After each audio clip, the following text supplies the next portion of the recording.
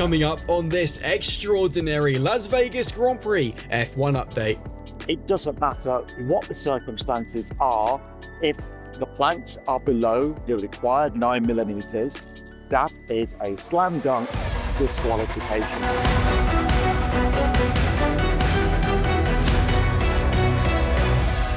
Sin City bombshell as both McLarens disqualified from the Las Vegas Grand Prix following post-race FIA checks as Max Verstappen keeps his title hopes firmly alive with victory. From Racing News 365, my name is Nick Golding, and I'm delighted to be joined, as always, by lead editor Ian Parks, who is rightly so standing in front of the McLaren hospitality. To put into a bit of perspective the timings of this video, it is coming up to 3 a.m. local time for Ian in Las Vegas, about 5.5 hours after the race actually finished. The reason being, and hence the intro, both McLarens have been disqualified following post-race checks, effectively something we've seen for other teams this season. Think of Lewis Hamilton back in Shanghai, in that Oscar and Lando's cars both exceeded the minimum legal limit of plank wear. And it's remarkable because what this has done is it means that with Max winning, we have truly a three-way title fight really happening. Oscar and Max both 24 points behind. Max said ahead of this weekend he needs some luck. He's got more than that. He's got it, and then some. Hasn't he? Quite extraordinary what have unfolded in the late/early hours of this Saturday night into Sunday morning session. As I'm standing here, as you mentioned, it's 3 a.m. as I stood outside the McLaren hospitality unit, and yes, quite extraordinary events over the past few hours. The fact that both Lando and Oscar have been disqualified from the Las Vegas Grand Prix, as you say, for illegal plank wear. The certain measurements taken on the planks of both cars were below the required 9mm measurement. And we're talking microcosms here. If you look at the minutiae, the detail in terms of where the plank had weared on both Oscar and Lando's cars, the numbers are staggering. You're talking infinitesimal here, but the FIA in its documents has gone as far as detailing the equipment that it uses. It gives the name of that equipment. It states that that equipment is accurate to within 0.001 millimeter. So as far as you're concerned, it doesn't matter what the circumstances are, if the planks are below the required 9mm, that is a slam dunk disqualification. Now, in litigation, McLaren did try and argue their case. They said that around the Grand Prix circuit on this particular occasion, there was more porpoising than had previously been the case over the past two editions. And that was actually, I'm not saying it's a fair point, but it was a point that was raised by both Fernando Alonso and Carlos Sainz in their post-Grand Prix media sessions, where they turned around and pointed out that the circuit was way more bumpy this year than it had been previously. McLaren also tried to argue the fact that there was a limited amount of running across the course of the weekend, bearing in mind the red flag disruption that we had in practice on Thursday, the rain that, of course, that we had on Friday. So all of this, they lost time on track. So they didn't have the right preparations. But you can't really argue that because neither did the other 9 teams. So I found that a little bit of a strange argument. But regardless of these points that McLaren tried to put forward, of course, naturally, when you get black and white rules, as the technical regulations always are, there are never any grey areas. This is something we've discussed before. When it comes to disqualifications, the stewards have rightly disqualified both McLarens from the Las Vegas Grand Prix. What that has done, it has shaken up that championship table now, and Lando Norris goes into the Qatar Grand Prix weekend next weekend with a 24-point lead over both Oscar and Max Verstappen. Max is still in this. You cannot rule him out. Quite simply, Lando in Qatar just needs to score 2 more points than both Oscar and Max, and he will be world champion, but of course has now maxed 24 points adrift as well. To quickly look over the race, Lando from pole with a really aggressive start, cut across the front of Max Verstappen, but then he got his braking all wrong, went off at the first corner. Max went into the lead, and really that was that. Max went on to win pretty comfortably. Lando had to save fuel towards the end, finished in second. Oscar in fourth, which meant that actually Oscar had fallen 30 points adrift of Lando. So in a really weird way, this disqualification has kind of saved Oscar a little bit, because no gain, no loss. It's how it is, how it was, should I say, going into this weekend. Next weekend again for Oscar. Yeah, it's given Oscar a bit of a lifeline, hasn't it? Because as you said, if the result has stood at the checkered flag, then Oscar would have been 30 points behind Lando, and that would have made things really difficult. As it stands now, 24 points behind. He knows that he's simply got to finish ahead of Lando. Obviously, we got the sprint, we've got the Grand Prix. Then at least it would allow him, if he did that, to take it to the final race of the season in Abu Dhabi. So it gives him that a bit more of an opportunity, perhaps, than he didn't have after, when you consider where the two cars crossed the line at the checkered flag. So there's something there for Oscar to hang on to. And just to admit, just as we've been recording this, we've just had a McLaren statement come through. There are quotes from Andrea Stella, Lando Norris, and Oscar Piastri. There's going to be no appeal from McLaren.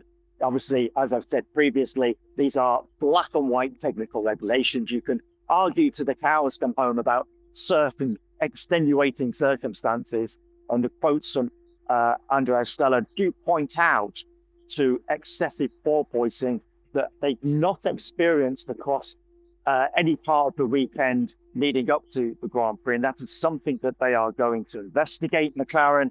And the main point being from Andrea is that he has apologized to both of his drivers for the car that is ultimately handed to them, that has led to this wear on both flanks.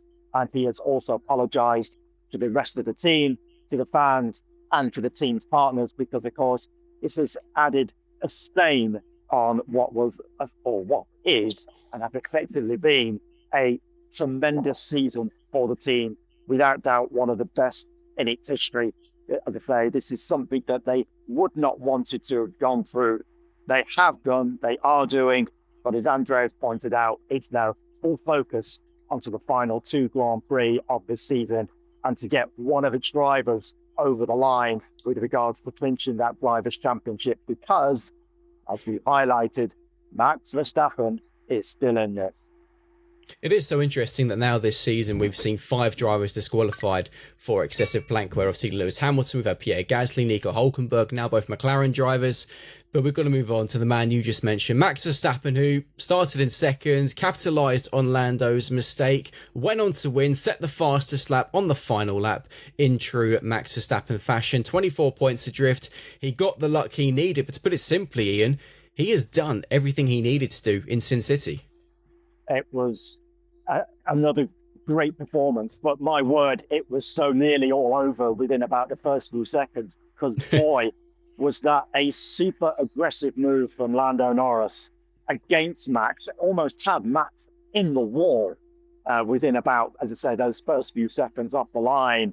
And you got the impression that I think Lando was so focused on his maneuver that he pulled on Max, he quite clearly forgot, oh, hold on a second, there's turn 1 coming up, I've got to make my way through that. But of course, as you say, late braking, he missed the apex, ran wide, that allowed Max to go through. And from that point on, it was just another consummate performance to Max. And the bit I loved in the race, the bit I really loved, was when Lando Norris was told, as he was battling George Russell for second position, and Lando asked the question about whether he just wanted to be in DRS or should he go for the move. He was told, we are going for the win against Max. And after Lando had passed George, Max was given this message. He was told what Lando had been told by his race engineer, and Max just then delivered a superb end of race stint. If there was any danger of Max coming under threat, not a bit of it. He pulled out some superb sector times, some superb lap times, and in true Max Verstappen fashion, going into that last lap, and I don't know whether he was actually told it was the case or not, because at that stage, Lando Norris had got the fastest lap of the race. Max, on the last lap, pulled out another stunner. Obviously, we don't get a point these days for fastest lap, but that was simply Max being Max, making a statement. He is who he is. Just another superb performance. And it's one that, of course, is now carried, as I'm going to repeat again, 24 points within Lando Norris. It's given him that outside chance of at least taking this all the way to the wire in Abu Dhabi. And as I say, bearing in mind we've got the sprint, we've got 2 Grand Prix, there's still the case that as we've seen today, anything can still happen. Only time will tell what does happen in the final 2 races. Worth pointing out as well, we will discuss everything in so much more detail in Monday's podcast, which we're actually recording on Sunday evening in the UK, or Sunday morning Las Vegas time for Ian, bless him. You talk about stunning performances, we've got to talk about another, and it's been a big Grand Prix for Mercedes. Due to the McLaren disqualification, George Russell promoted into second, Kimi Antonelli into third. To put Kimi's race into a bit of perspective, started in 17th, pitted very early, went on a 48-lap stint on hard tyres, also had a 5-second time penalty for a jump start added to his time at the end of the race. Second and third for Mercedes means they're now 40 points ahead of Red Bull in the fight for second. That's some drive from Kimi and a big weekend for Mercedes. I know, and I predicted as well, Nick, as you all know, a Kimi Antonelli pole and a Kimi Antonelli victory. And it's one of those, isn't it, that it just didn't get it right in the wet in qualifying, and that really put him on the back foot. You could quite clearly see his performance over that Grand Prix. If he had have started so much higher up the grid, it could potentially have actually taken the victory in this. It's on such a wave at the moment, and only that blemish in qualifying that I've just talked about, but really let him down over the course of this weekend, because, as you said, that was an absolutely stellar drive, 40-plus laps on that set of tyres, and with that 5-second penalty as well. Boy, that was marginal. That was like, talked about millimetres with regards to the plant wear on the McLarens. We're talking about a movement of millimetres on the line as well that was picked up in spotting. So, you know, this is the fine margins within Formula One operates, and that is underlined by these 2 things that have happened with regard to plant wear and that movement on the line. But nevertheless, Kimi overcame that, and he also overcame a period of graining as well on that hard tyre, because he was having to keep his behind him. It was Oscar, and who else was directly behind Oscar, just trying to think off the top of my. It was Charles Leclerc. They were both in a couple of seconds of Kimi, but at one stage, and Kimi has pointed out, that the graining on his tyres, he managed to get through that. And once he got through that, his pace actually increased, and that then allowed him to pull away late on, and at least he opened that 5-second gap that ensured that he didn't even drop behind Charles Leclerc. He managed to keep Charles behind him, even with that 5-second time penalty added on at the checkered flag. But yes, a great performance. And I actually briefly saw him before the McLaren verdict was announced, but he knew it was coming, and there was a big beaming smile on his face, because he knew that it meant that he got a podium, even if, of course, he didn't actually appear on the podium at the end of the Grand Prix. But nevertheless, a great result for young Kimi. To quickly run through the top 10, because it has taken obviously quite a bit of change. Max Verstappen is still your race, when Russell in second, Antonelli third, Charles Leclerc promoted to fourth, Carlos Sainz in a brilliant fifth, Isaac Hadjar in sixth, Nico Hulkenberg seventh, Lewis Hamilton in eighth from 19th on the grid, Esteban Ocon in ninth, and Oliver Behrman in 10th. Very quickly, we've still got 2 more things to discuss. It's been a very busy evening in Las Vegas, and Ferrari in particular, Lewis Hamilton started at 19th, would have been last, but Yuki Tsunoda took a new P DPU, so started from the pit lane, boosting Lewis up a place. In the end, a recovery from what was 19th to 10th has become 19th to 8th. And what's the best word to use? Dejected, should I say? Miserable, wanting the season to end. That's a few words. But I mean, where do you go with Lewis now? It was again another downbeat Lewis Hamilton in the pen. I seem to remember a few Grand Prix ago describing Lewis's demeanour in speaking to the written media after a Grand Prix as the lowest I'd ever seen it. This was, again, very, very similar. Every question that was put to him, it was a downbeat response. I asked Lewis at one stage, is there any positive at all you could take out of this? Because if Lewis puts her in, well, you came from 19th to 10th, you're always talking about, going forwards. Okay, yes, you might have started 19th, which is the lowest grid spot of your career. You started at the back of the grid, should we say that for the first time, it started at the back of the grid on pure pace, as we discussed post-qualifying. And, it was something to move forwards. No. Of course, not happy with that. What about, is there any positive, I asked him, that you can take from this weekend? No. Didn't want to expand.